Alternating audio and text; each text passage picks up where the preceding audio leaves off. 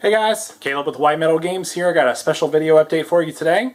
Today's update is this Stormcast Eternals high-level project. We've been working on this for the past couple months.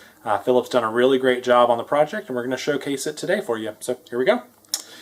So because there's no point values in Age of Sigmar currently, I can't tell you how many points this is, but under the old system I can tell you that it probably would have clocked in at several thousands of points, maybe 3,000. It features an impressive array of models. Almost the entire Age of Sigmar line from the Stormcast Eternals range is represented here in one form or another, including scenery pieces, which are featured here in the background. In fact, this particular client bought an entire scenery board with us, and that will be featured in a separate video. So I guess let's start with the fun stuff first. Obviously, we feature a Star Drake here, and it's got a Lord Celestant on Star Drake. Not only that, but his weapon up here is magnetized, so you can use any of the options, I think with the exception of the Storm Volley crossbow, which I don't even think is available for Celestant on Star Drake. You can see that the wings there are really well detailed. Philip did a great job doing a starscape there.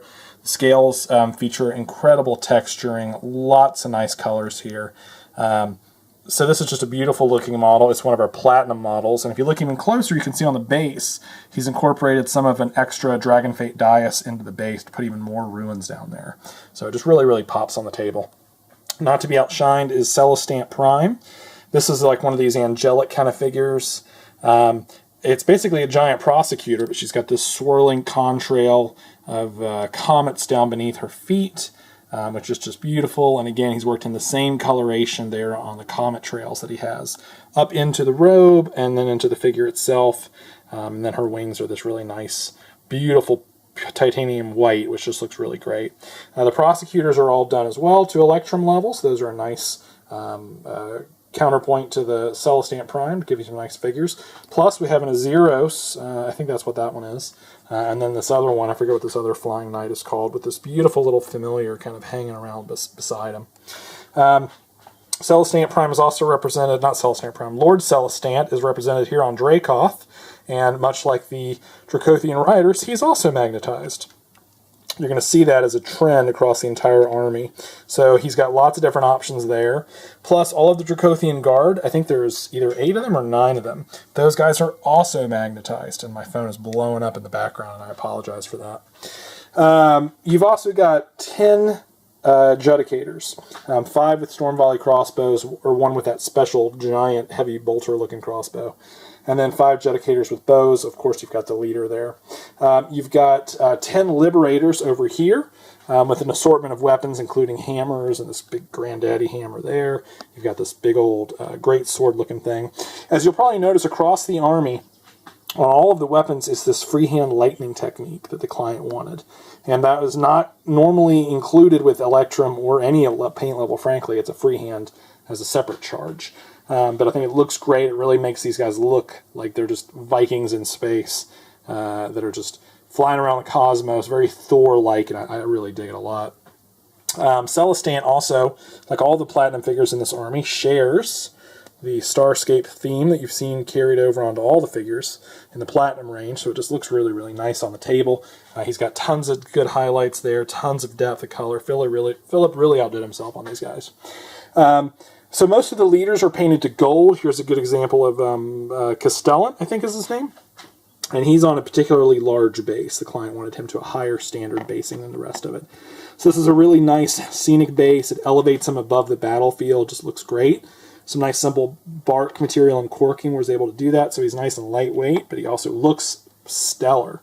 Beside him is, what is this guy's name? Celestant and Hound, maybe? I might be getting those guys confused, frankly. Then you've got 15 Paladins. On top of that, 3 of the Paladins, these guys here, these guys have these weapons magnetized as well. So if you think that that's not enough, they all have, I think 2 option choices apiece for their squads. So you've got, you know, these guys with their axes, these guys with their hammers, and then you've got the ones back there with their spears. And then you also have their leaders have these magnetized weapons, so you have those as an option to upgrade. So hiding in here, you've got a Knight Herald or 2, you've got this guy with the battle standard, you've also got a Lord Relictor. So just all the character models are hiding here in the ranks. And on top of that, where's the magnetized options at? Okay, here we go.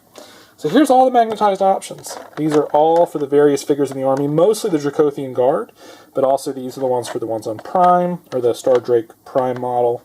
Here's another option for Lord Celestant on Dracoth, and here are the other options for the Paladins. So just tons of options available to the client. He really can do whatever he wants with this army.